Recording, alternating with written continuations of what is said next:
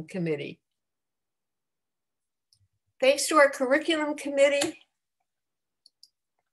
for their wonderful study groups they've presented to us on the spring summer preferential ballot. Please go to the Plato member page and vote for your 4 favorite topics. Your vote will help create a rich and varied assortment of SDGs for all of us. Thanks. Here's Dave Roloff. Dave? Okay, boys and girls, here we are once again. We're very, very happy to have Lisa Napoli speaking to us today.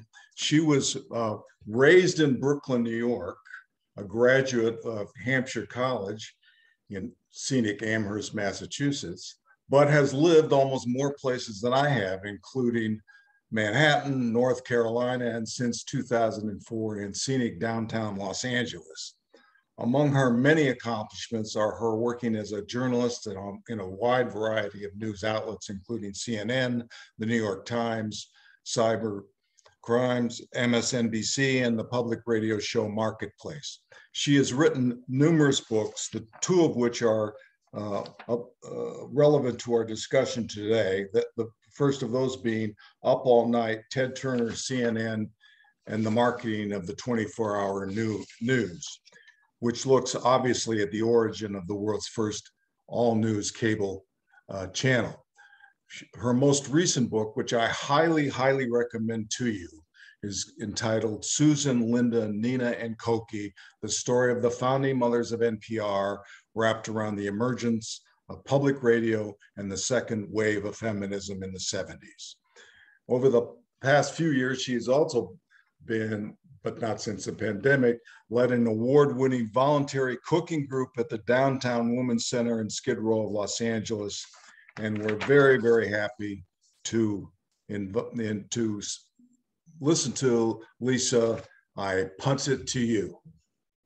Thank you so much. And I'm excited to see that you're in my hometown library. That's so super. That's wow. Right. That's right. And many of the people who are from that hometown don't recognize that library. So what does that tell you about them? I met my husband in the library, in the LA Public Library up the street. So I'm a library gal. What can I say? All right. I'm going to pull out and let you do your thing. Super. Thank you so much to all of you for tuning in, Zoom fatigue aside, and for the invitation to talk with you. I'm very excited about it, to have a smart dialogue with you about the news business. I went last night to a screening of the new Cousteau documentary, if you've heard about this, Becoming Cousteau. And in a Q&A afterwards, somebody said something about why is the world basically gone to hell? And I thought to myself, because I didn't want to insert myself in this presentation that I was just a spectator of, it's all about the media. Really, every aspect of our society that's falling apart has to do with the proliferation of mass media.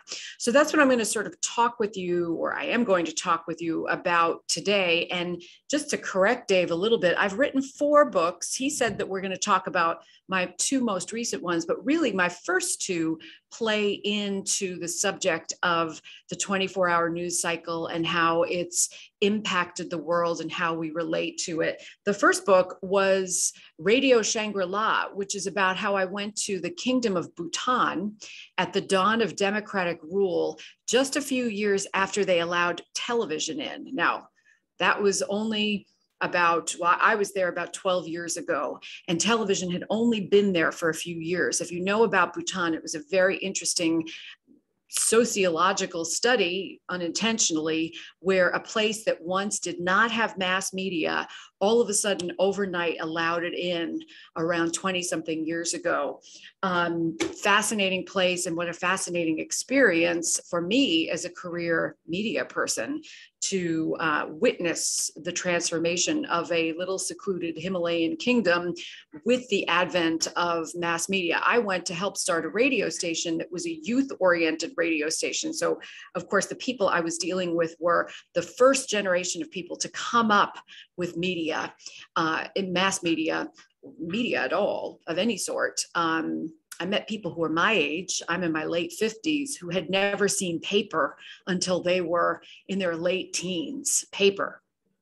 So it was a fascinating experience. My second book was about Ray Kroc and Joan Kroc. I wanted to write a book about Joan Kroc only, but I couldn't sell a book about Joan Kroc only because people really didn't know who she was. And shockingly, we'll get to this in a minute, there's a lot of sexism in the publishing world, even though curiously, the publishing world is dominated by women, and most of the people who buy books are women.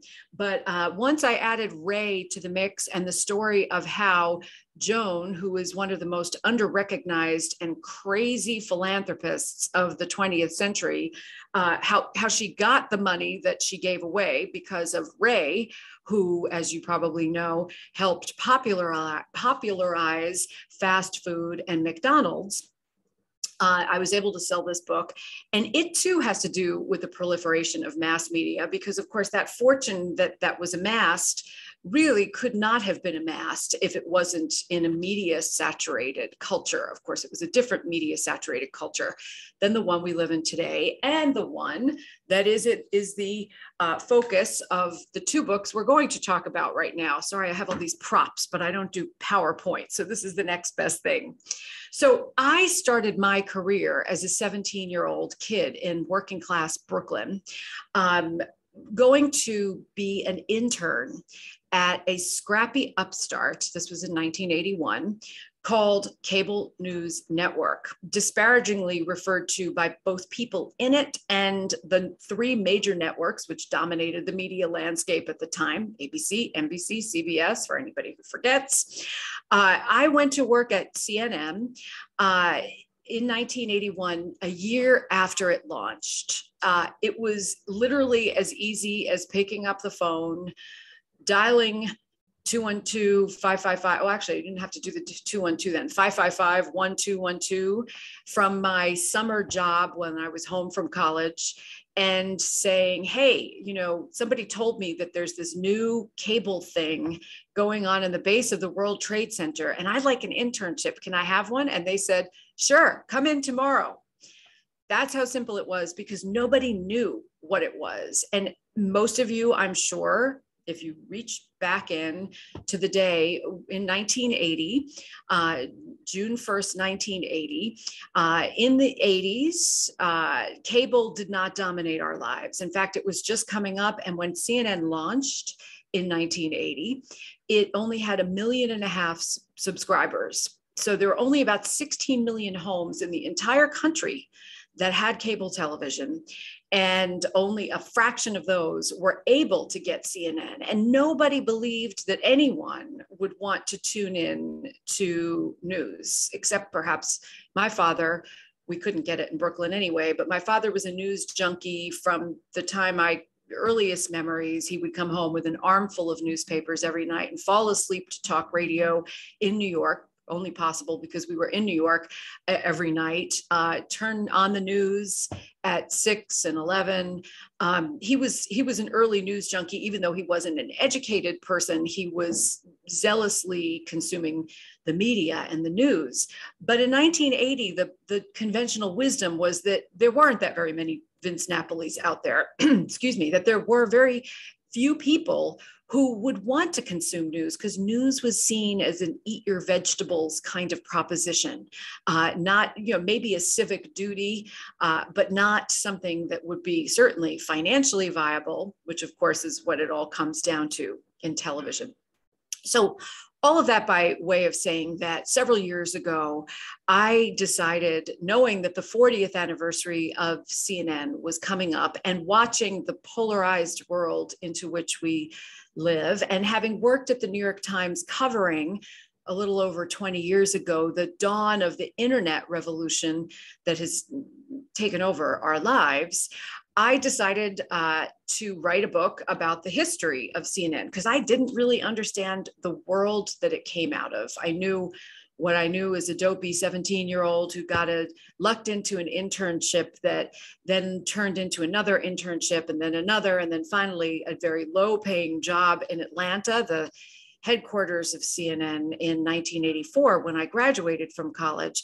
But I really didn't understand the history of the building in which CNN was launched, which was an old Jewish country club that had been left for dead in Midtown Atlanta. And even bigger than that, the ecosystem, the media ecosystem that Ted Turner, who was not a news junkie, who was not married to Jane Fonda, who was actually decidedly right of center, even though when we talk about right and left and politics 40 years ago, of course, that world is completely different now than it was then. But Ted Turner was basically a cowboy who got interested in cable in its early days, and the marriage of cable and satellite is what really dazzled him.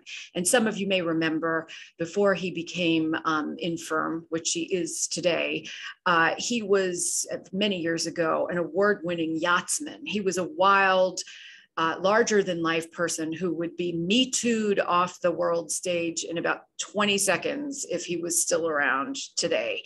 But back then he was this wild playboy, award-winning yachtsman, as I say, and a very daring businessman who took a great leap and started a news channel, even though he said at the time he couldn't care less about news. He didn't watch the news, he didn't read the news, he didn't have the time, he wasn't interested, but he wanted to create a channel that was new in a landscape that was completely blank. There was very, very little out there on cable, and that was what he came up with, was CNN. Okay, fast forward to the real reason I think I was invited to speak today, and we'll tie back to Ted Turner in a minute. My next book, Susan, Linda, Nina, and Koki. Let's see if I hold it up correctly.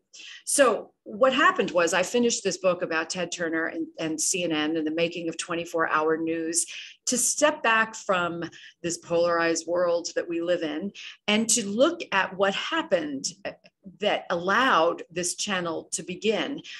There's 16 years elapsed from the creation of CNN to the creation of Fox News and MSNBC, which came up at the same time in 1996 in very different ways. I won't go into a whole history of the cable universe, but that's what really changed everything, as did the creation of the internet, or the popularization of the internet and this digital universe that we now live in, that, as I say, I covered for the New York Times Cyber Times back in the late 90s, and then again over at MSNBC in early 2000s. But to step back a little bit further, once I was done with that CNN book, it was around the time that once I handed it in, this is before the pandemic, that Koki Roberts passed away. This is in September of 2019.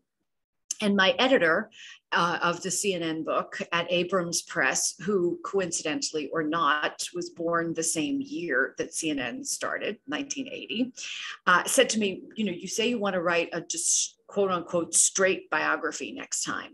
Why don't you write a book about Koki Roberts? And I thought about it, with her having just passed away, because I knew very little about her.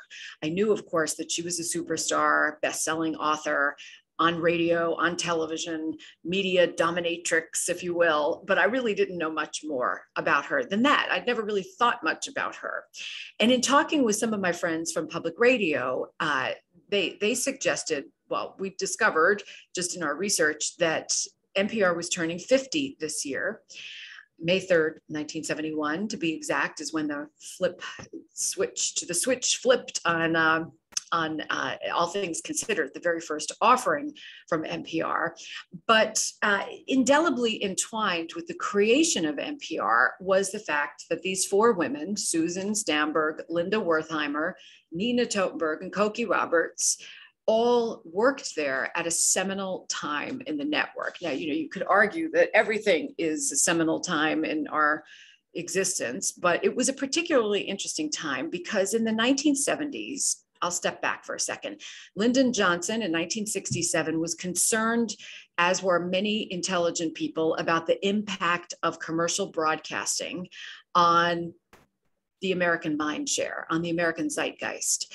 And that concern gave birth to the Public Broadcasting Act in 1967. The idea that other people needed a voice at the table besides the three commercial broadcast networks that had a very homogenized way of looking at everything from news to sports, to entertainment, of which they were the dominant forces, the dominant purveyors. And certainly, as you know, news used to be just served up a couple times a night, maybe a little bit locally, depending on where you lived, and once nationally. So the Broadcasting Act really was the Television Act. And it was only because a bunch of people, a small bunch of men who worked at universities around the nation, decided that they wanted to make sure that educational radio, which was mostly licensed, non-commercial radio to universities, for the most part, around the nation, should have a seat at that table. And so they forced their way into that Public Television Act. It got named the Public Broadcasting Act, and $5 million was allocated to create the first public radio network.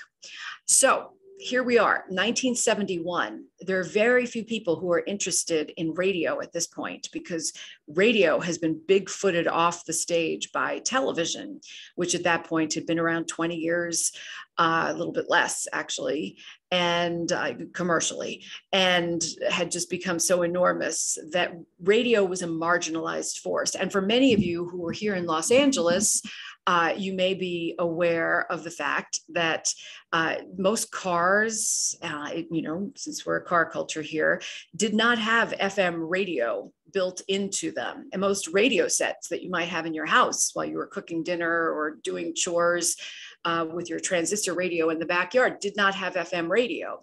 So basically this NPR, National Public Radio, was launched on a spectrum, if you will, that did not get much coverage, not unlike it was the case with CNN and cable when Ted Turner launched CNN.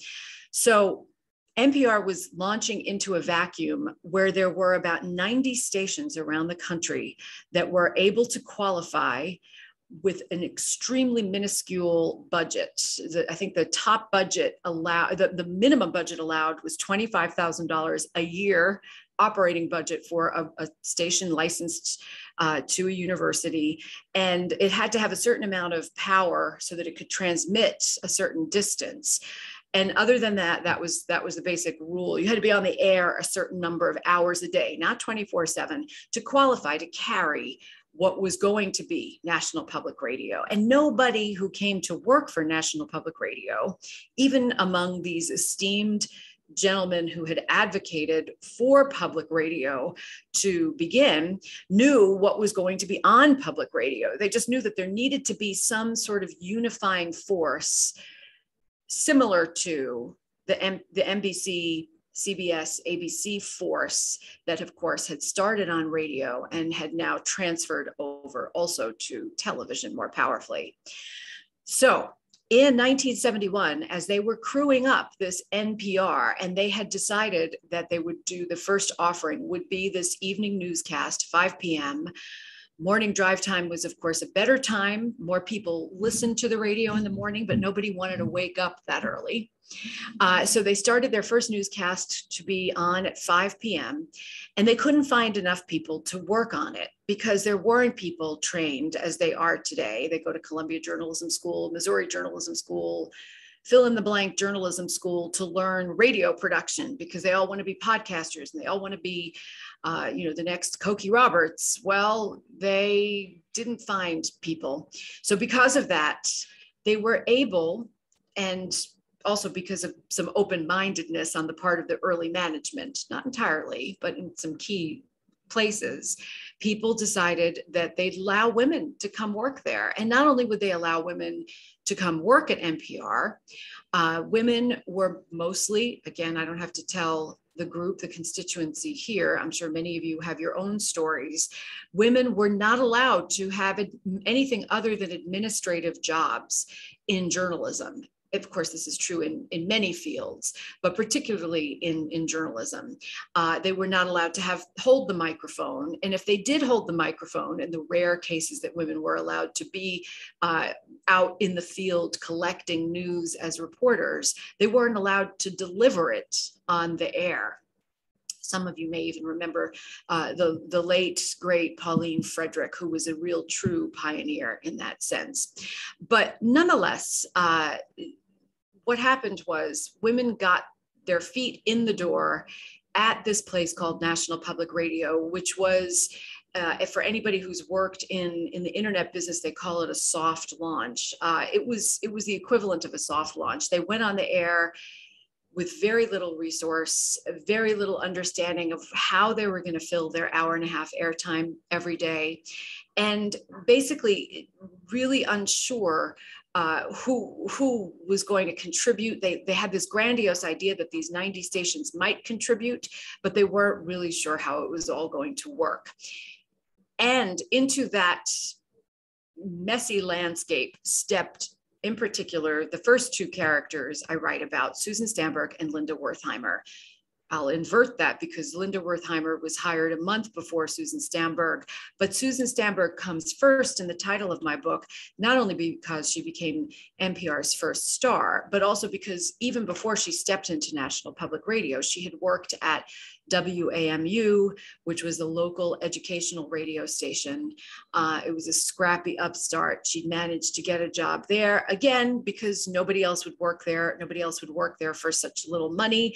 And her husband, agreed to allow her to take a pay cut from the secretarial job she had at the New Republic, where her greatest joy was being able to write headlines. She took a pay cut and moved over to WAMU, where she produced a public affairs show. And when they were crewing up NPR, they hired her, not on the air, but behind the scenes. Same thing with Linda Wertheimer, who many of you remember was a longtime host of NPR.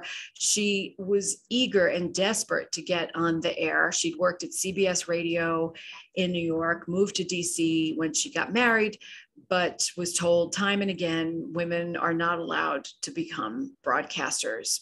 So basically in this book, I tell the story about how these four women entered this system, this nascent system, and how the system simultaneously built itself up really against all odds. Nobody was quite sure that it would make it, how it would make it, how to attract an audience. And really what was also startling for me to know is that their early history was so precarious that in 1982, the whole place almost imploded due to fiscal mismanagement and lack of understanding about how to financially exist. So the story is really an incredible story of women coming into a place that was basically too poor to discriminate. It was some open-mindedness. It was mostly they couldn't afford to say no. And once the women got their feet in the door, not just these four women, but these four women in a most blockbuster sense, they were able to make inroads in a way that women were just starting to be able to in media and in society, of course, in the 70s. More generally. So before I'll start looking at your questions in just a second, but I just want to say that what's been really interesting for me as a career media person who feels immense concern and guilt, and who in Bhutan was dazzled by the fact that there were people who understood. I mean, of course, it's a much smaller universe than we are in the United States, but nonetheless, there were people who were so concerned when television was allowed in, having seen what the impact it had on the rest of the world, that they believed that it was important to teach media literacy to their young people, to help them understand and read, if you will, the images that they saw and make sense of them, and to have critical thinking skills when they consumed the media. When Bhutan first let television in 1999, they allowed a cable channel in from next door India, because they didn't have, certainly much to put out of their own. And there was wrestling on that cable channel. And all of a sudden there was a behavioral issue in schools where kids, mostly little boys, were beating up little boys, other little boys and girls, because they saw on television this terrible concept of wrestling without understanding that it was a sport or a joke or theatrics.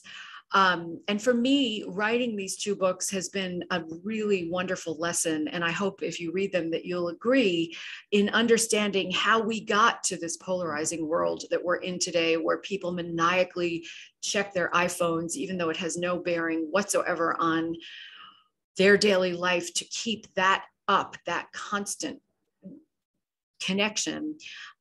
We've been trained slowly but surely. It's not just because of the iPhone or Steve Jobs or the computer. Even before that, drip by drip, we've been learning alternate ways of looking at the world, looking at a screen, listening to a device, and that's altered our perception of the world around us as well as each other. And that's not to say it's all bad, but it has created a nation or a planet of news junkies, interconnectivity in a way that I really hope that will begin to address. I know many of us have these conversations with our friends and loved ones. Hopefully people have them with their children, but how to make sense of it. Well, if I knew that, I wouldn't be here with you right now. I'd hopefully be doing something about it besides sparking the dialogue. I want to address a couple questions that have come in that sort of fit into what I've been asking. Someone asked about the mutual broadcasting system. Yes, mutual broadcasting was around. There were several other alternative networks that popped up, certainly in the early days of television. I talk about them in my book Up All Night about the creation of CNN. But none of them could ever match the might of ABC, NBC, and CBS, in large part because of the phone. The phone plays a big part in media history, and particularly this history that I write here, and actually in NPR's history too, because some of you may be aware that before the more robust and sophisticated advances that we have now, and certainly before the communications satellite, the way information was transmitted around this country was over phone lines, not just telegraph and not just phone calls, obviously, but other signals as well. And all the upstarts that came up around that couldn't ever compete because they couldn't cut the deals that the three major networks cut with the phone company, AT&T. And some of you probably remember the breakup of Into the Baby Bells, not to get too wonky into telecommunications history, but that's what prevented anybody who did want to start a rival from flourishing. Okay, Barbara is asking, did the four women know each other before they started working at NPR? No, they did not. And a large part of the success that they felt once they came into the system was that kind of war-weary feeling that one gets in a startup and at a time where they were in the minority, which was they were in the Washington press corps as women were coming into it, but where they still certainly weren't equal, and fighting for acknowledgement and acceptance both inside NPR and out. And so this made them connect at a greater level. And also it really is just kismet. I'm sure you've all had people you've met at jobs over the course of your career who you carried with you for the rest of your life, even if it wasn't at that workplace. And in this case, it was just a unique situation that certainly all three of them, Koki stayed in a sort of tangential sense.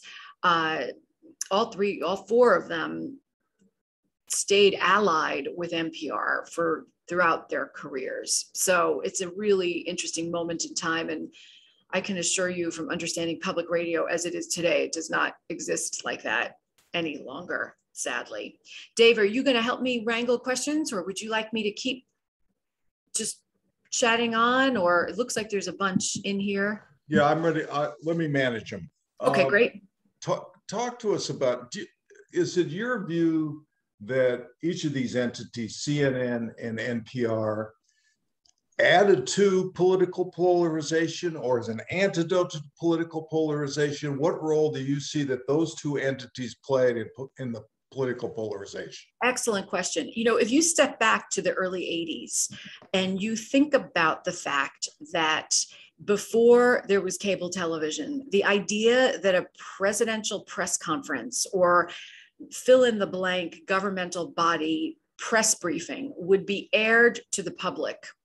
It didn't happen. There were isolated instances, one being, of course, the assassination of President Kennedy, that had dominated airwaves. But until there was cable television, and actually NPR, because NPR covered congressional hearings in the late 70s, still sleepy upstart, gaining some traction. They covered the Panama Canal treaty hearings in the late 70s with Linda Wertheimer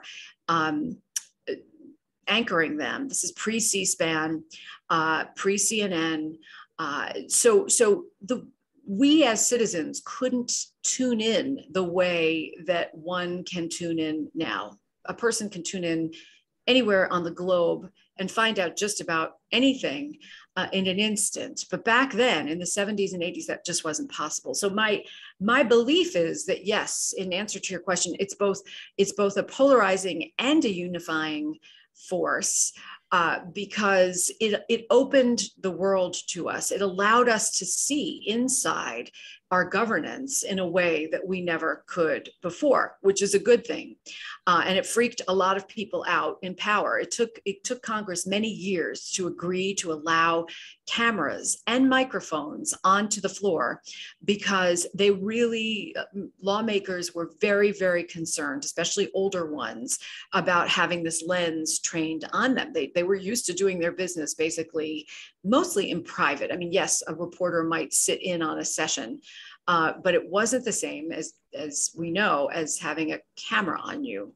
So incrementally over time, I guess incrementally over time is redundant, but incrementally, that has given way. And once you introduce the politicization of the news business that happened when Roger Ailes and Fox came in 1996, which forced CNN, which was then, a teenager, and MSNBC, which was also new, into jockeying for its position. That's when the polarization happened. The other problem is that when CNN started, the vision of Reese Schoenfeld, the founder, the founder hired by Ted Turner, who was a lifelong newsman, who was so excited about finding a way finally to bust the network triopoly of news. His vision was, finally, we'll be able to have a story unfold before a viewer's very eyes. It doesn't have to be served up on a platter by the same people, the same types of people, homogenous news reporters who you saw at the news networks. Well, that was a really heady and marvelous idea, but the problem was that there wasn't always something unfolding, and even following something in unformed state takes time and money and personnel and trained personnel. So what did you have happen to fill the airtime? They started putting people on who argued with each other. There's plenty of people. So it was just to fill time. Right, exactly. Besides book authors, who always will come on and talk about something, political people will come on and fight about something. And, well, give us more book authors and fewer fighters. That's my view on that.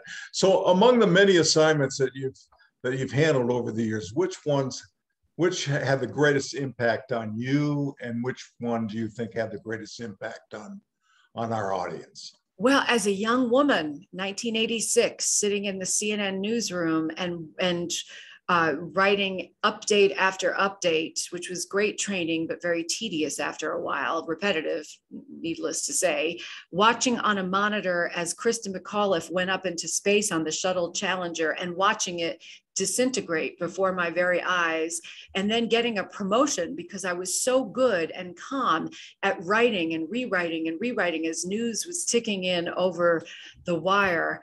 That was a very formidable moment in my career, because it started to plant the seed for me, even though I was very young at that point, not very far ahead, that I didn't really want to do that I didn't want to be the person chasing the ambulances, as we say in the news business. And then since I couldn't find a way out, and then wound up landing in Waco, Texas, when the David Koresh standoff happened. That solidified it too. And then at 9/11, I had lost my job at MSNBC and was segueing over to become a technology writer only, not on the air any longer. And I literally thanked the heavens that I wasn't on the ground during 9/11. So those are three key moments for me personally, for all of us as a society, of course, that convinced me I didn't want to be in that breaking news world. I should have become a media historian a long time ago. But I think we've obviously lived through an incredible period of time. Every period of time is marked by strife and all sorts of issues, but the difference is that now that we can see them instantaneously, and I think that that's had a huge impact on all of us. So is being based in Los Angeles a good thing for your career or a bad thing for you? Oh, that's a really good question. We talk about that all the time. Actually, at age 57, I started my master's degree in biography and memoir, even though I've written 4 books, because I'd like to be able to teach, and I don't have an advanced degree. And that's at CUNY in New York. Well, maybe you shouldn't have dropped out of all those programs you were in. I haven't dropped out of any. I've never gone for a master's. Well, yeah, one of the little write-ups I saw on you, and she's dropped out of multiple master's programs. So you better correct the record on that. Yeah, please. I'm sure that that's not me. I know what I've said in my bio is that I've worked for many failed media startups, okay, but I've never been in a master's program before. And so I finally, in answer to your question, signed on for one in New York, which is, more the epicenter of the publishing industry and is my hometown. And I do find that a lot of people in the book business don't take Angelino seriously, nor do they believe that we don't all want to write episodic television or screenplays. But I have had a very fertile past 12 years as far as book writing here on Bunker Hill in downtown Los Angeles, which I find an endlessly fascinating place. So what do you think the effect of social media is having on the news? I think it's made it even worse. Everything that we can say about 24/7 news and its impact on how we relate to each other and to the news around us is accelerated even more. And I think that Twitter and Facebook are, except when I, can communicate with a relative, which I would do on Facebook, or a high school friend, which I would have done anyway, I think they're very, very, very devastating. So what do you do about it? If I knew, what I personally do about it is, I'll tell you, I don't watch television. I don't watch television news. I don't listen to much radio.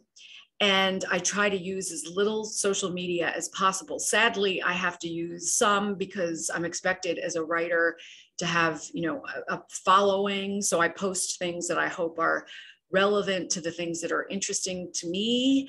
But I don't post pictures of the food I'm eating or my medical procedures or such. I try not to engage with it in the way that I don't want to have to engage with it with other people. So there was a lengthy struggle in many big time publications like the Times and the Washington Post about how to talk about Donald Trump when he isn't necessarily being truthful. And I think the way that ultimately came out was that they decided that if something wasn't true, they were going to say it wasn't true. And that sort of escalated to the point almost that they're prepared to call him a liar under certain circumstances. What's your view about how the media should deal with political actors who, for example, argue that the last election was stolen from them? How should the media deal with that?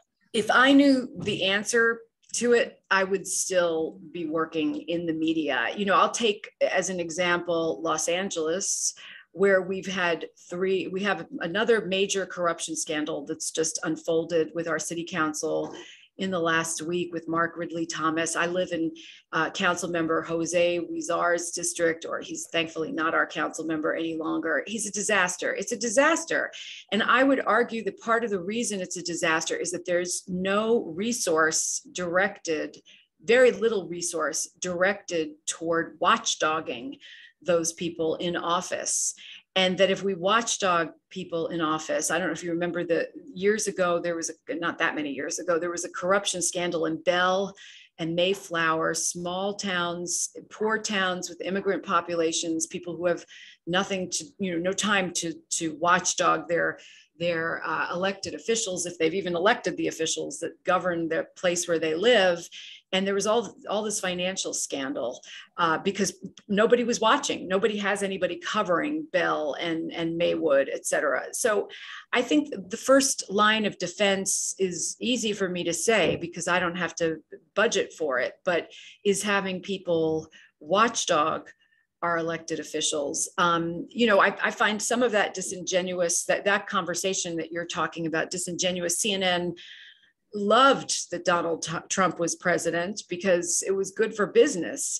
And I'm not an apologist for any of the cable networks. As I said a few minutes ago, I don't watch them. I can't watch them. I find it, I get too sick when I watch it. And that's not just because Donald Trump is a lunatic, but they gave birth to Donald Trump.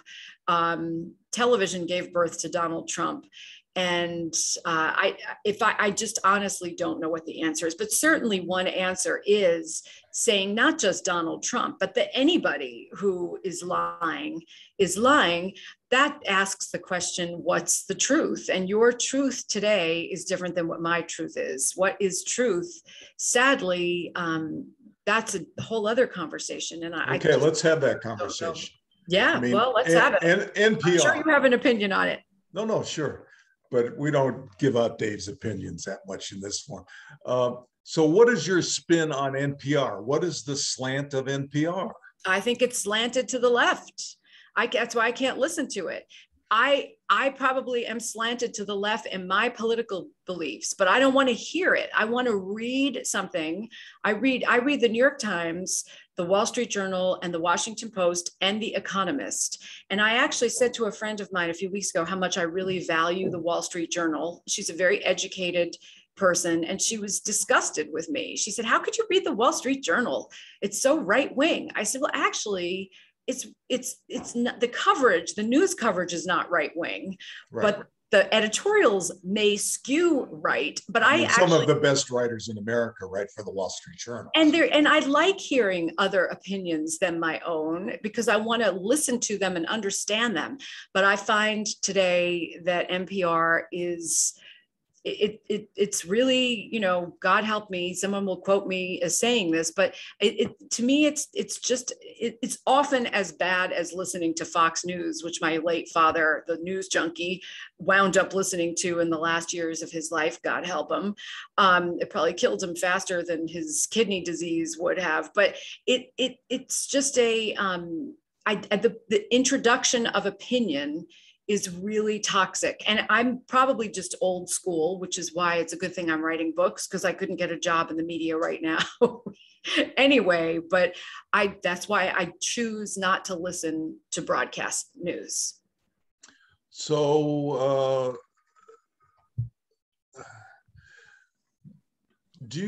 I'm trying to sort through these. Do you see a different role for a producer and on-air talent? Do you see those roles differently? Sure, absolutely. I can be more specific than that without being, I've been both. I burned out on broadcasting. I particularly hated being on television, which I was at MSNBC, because literally it didn't matter what I said as long as my hair looked good. And that was really telling. And even in public radio, the brevity, while it was really good for my writing skills, and it was fun. I loved being able to tell stories at Marketplace, particularly when I was a morning host, because it was pithy and fast paced. But the brevity of it is very difficult. And if you don't have a terrific producer, you know, it can be complicated. But I feel like I'm not really answering your question, and I'd like to. So I guess, do you want me to describe the difference? Or yes. Why don't you? Okay, so a producer is like an editor is, you know, like the man who commissioned, or not commissioned, but who purchased this book from me, Up All Night. He worked with me editorially to have a dialogue, not a literal dialogue, about how this book was structured, and, you know, what he felt could be helped with it and inserted into it, what he felt it had too much of, not enough of. And that's basically what a producer does. But of course, it's much faster paced. And sadly, you know, my uncle said to me a few years ago about how super some interviewer was on NPR. And I said, well, you know how thoughtful his questions were. And I said, do you realize that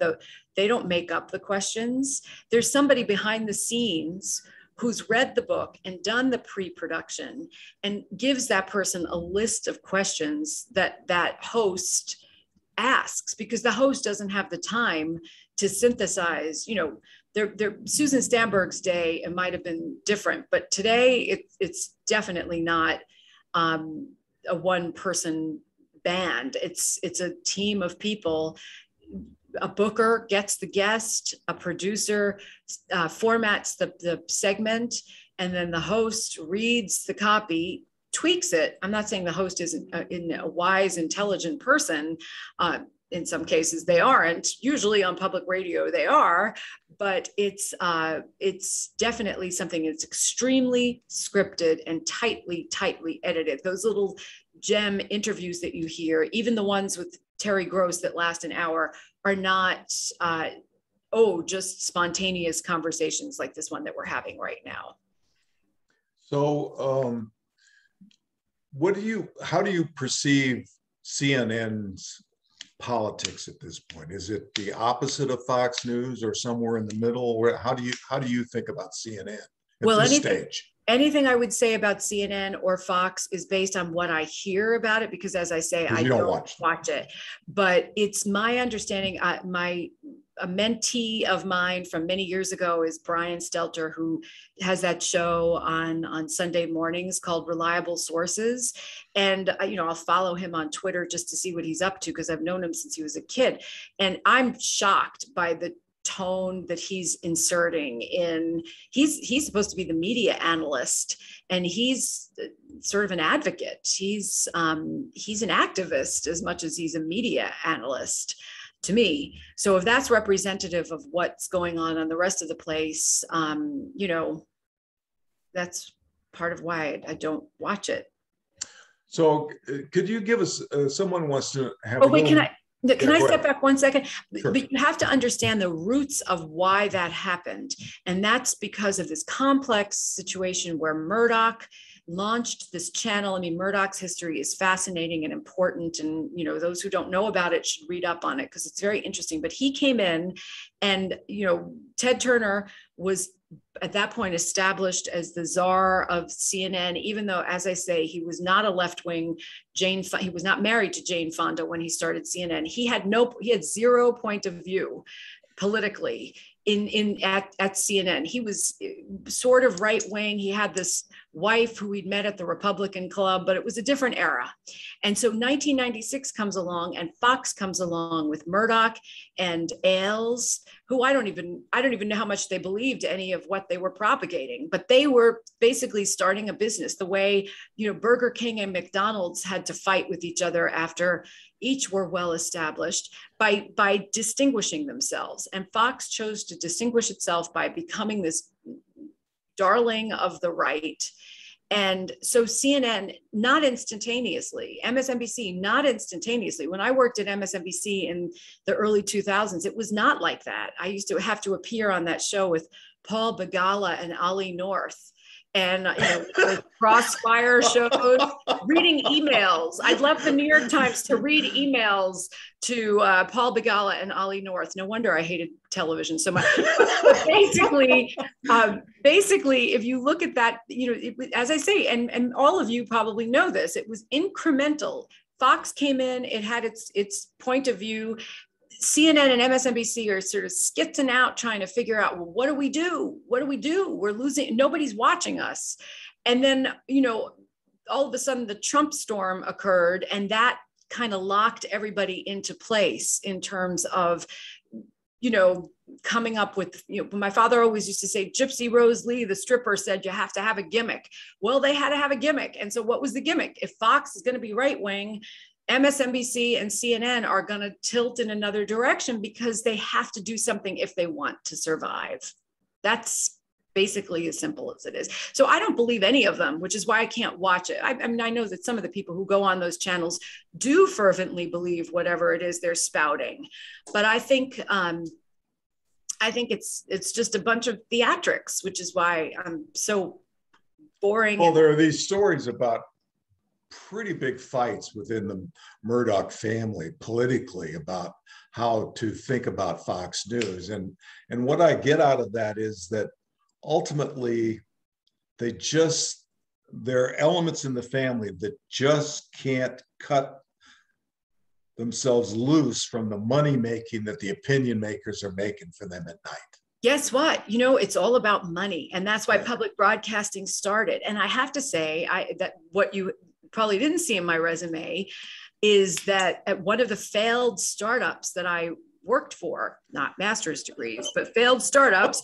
was a place called Fox News Channel, which was started, Fox News Service, which was started well before Roger Ailes and the Fox News Channel came along. And they hired away my boss at CNN, a guy named Paul Amos, who'd been turned over for the Tom Johnson job. Anybody who remembers Tom Johnson here at the LA Times, when he got hired to run CNN, Paul got passed over for that job. And so the Fox News people came along and started a news service, because up until that point, Fox Metro Media was buying news clips from CNN. And so some bean counter said, we can't keep giving money to CNN. This is way before Ailes, way before right-wing news. Nobody called, the news business didn't operate that way then. That kind of dialogue wasn't permitted. Even if you were right-wing, you didn't talk about your politics. You weren't supposed to. That's just how it was. And then Fox came along and upended all of it. But I did work for this Fox News service. And there was never a struggle, because it was all a bunch of people who'd come over from CNN who were trying to mimic what had happened over at CNN. And then when I'm getting sort of off the path, but it was all because Ailes and Murdoch came in. And of course, it's all about money. And anybody who thinks otherwise, there are people who say to me when I speak, what about ProPublica and what about public broadcasting? Well, public broadcasting is filled with money too. It has to be. You need money to create things, to create news, to exist. And it's about a sensibility.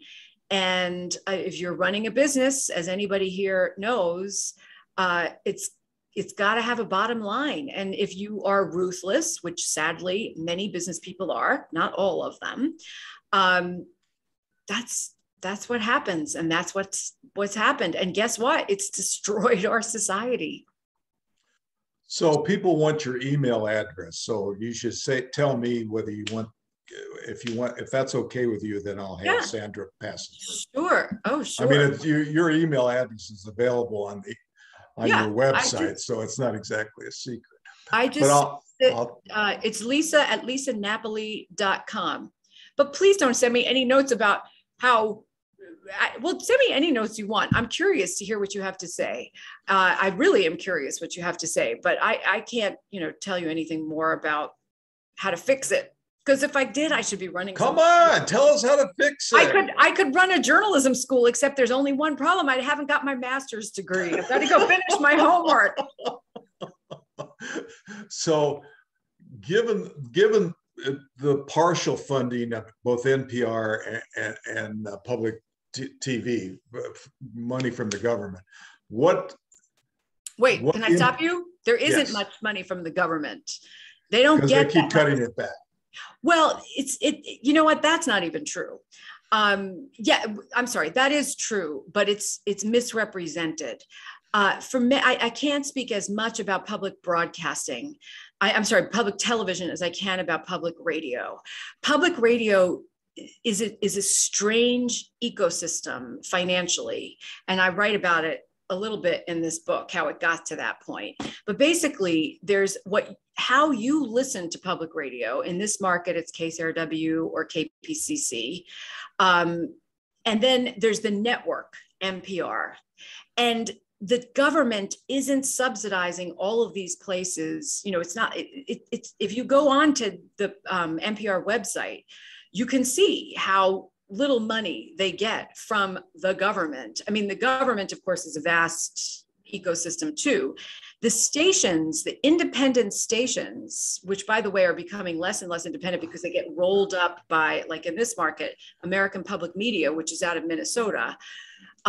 This is way in the weeds, but everybody should understand it, because if you give money to something, I think you should understand how the money is spent. And if you hear the people are cutting back, you should understand that that's not necessarily true. It was initially a different animal than it is today. And today, the stations they're completely independent from NPR, which is funded completely differently than the local stations are. When you give your money, you're giving money to a local station, not to NPR, not to PRI or the other creators of the programming that the independent stations buy. And the independent stations, many of them are extremely rich. If you look at their form, what is it? Their 990s, I'm sorry, I can't remember right now. If you look at their financials, which some of them make it very hard to do, they have millions and millions of dollars in assets. And if they get governmental money, it's because they're getting operating money because of the licensing of the station to the university that holds that broadcast license. It's a very, like I said, I could talk about it. I only understand it. I understand it better than most people. And even then, it's a very complicated thing to understand. When Joan Kroc gave $25 million to NPR back in 2003, when she died, she didn't give it to KPCC and KCRW. She gave it to NPR, and it's in a restricted fund. They put it into their endowment. It's a completely different ecosystem. And so this malarkey that people propagate about government funding being cut, or that it should be cut, the conversation that people should be having is, how is this stuff funded? Because most people don't know. Most people who work in it don't know. It's shocking when people see how much money some of these stations have in their coffers. And that's not to say that they don't deserve your support. It's just to say that understanding the financial ecosystem, it takes a lot of work, as it does with everything. And it's a lot of time. So in your view, are the media markets or the media in other countries, UK, France, Germany, do you see them as being less polarized than in the US, or about the same or more? I couldn't speak to that. I haven't spent much time out of the country in years, except in Bhutan. And, you know, when I do watch the news in Bhutan, which I do because I find it interesting there, especially the very local news, as opposed to the other news that they get in, which is from India or CNN International. You know, it doesn't seem like it is here yet, but I've watched democracy unfold in Bhutan over the last 10 years from a distance. And as I say, Bhutan has as many people in the country that we have in the LA Unified School District. So it's not a very big place, but the whole mentality of fighting and backstabbing and yelling and shouting, as opposed to working together, is definitely starting to creep into that system too, because that's, I think, what television does. Okay, I want to spend a little time. I know that you've spent energy and time working at the Downtown Women's Center and volunteer cooking in that group, and I'd like to give you a chance to sort of give your observations about sort of the state of homelessness in LA, and any thoughts that you might have on how we might tackle it. If I knew how to fix it, I would be doing it right now. The only thing I knew as a longtime resident of downtown Los Angeles is that I despaired to see so many people in such terrible shape. And this is a decade ago. So I did the only thing I knew that I could do, because I knew I couldn't fix the problem. And that was, I researched the place that seemed most amenable to having me come help. I used to have a party here in my apartment every Friday night for many years. And so what I did was I canceled the party and invited everybody who used to come here for a party every Friday night to come cook with me at the homeless shelter. And that's what we did. And, you know, when they needed something, we'd reach out to our network and say, who's got the money, or can people pitch in? When people had surplus something, they'd bring it there. That was all I knew that I could do. And people would say, oh, I feel so helpless, you know, just cooking this meal that 120 people are going to have for lunch tomorrow. And I said, you know, what, that's better than nothing. And I don't know what else to do, but it's clear that it's about affordable housing and mental illness. And I just don't know how to address either of those two very huge topics. I live across the street from the LA Grand Hotel, which became a Project Room Key site to house people during the pandemic, which is wonderful because that hotel is the epicenter of the Jose Huizar scandal, and who knows what would have happened to it. But sadly, what's happened is that now we have people who leave that facility and walk across to the little store here and buy booze and consume it outside our building because they can't bring it back into the shelter. And then there have been rows of tents on Figueroa Street set up to sell people drugs. So it's a you know, a good thing brought a bad thing. And it's, you know, the things that we've seen down here since the pandemic started are hair raising. So, and the things certainly that you see on Skid Row are hair raising, but I have no idea what the solution is. So you're working on, or you're pitching some new ideas for a new book. Why don't you pitch it to this group? What do you got coming up? Well, I'm working on a book right now about Marian Anderson and the Lincoln Center concert. The Lincoln Memorial concert. My New York bias, it must be that library behind you, Dave. Marian Anderson's famous concert at the Lincoln Memorial on April 9th, 1939. I wanted to do a biography that wasn't directly media related, but that was a different moment in time than I've written about before. I wanted to look at the thorny and complex question of race. And I settled, hopefully I'll be able to find a publisher for it, on April 9th, 1939. And this famous concert that she gave because she was prohibited from singing at the Daughters of American Revolution Hall, Constitution Hall in Washington, D.C.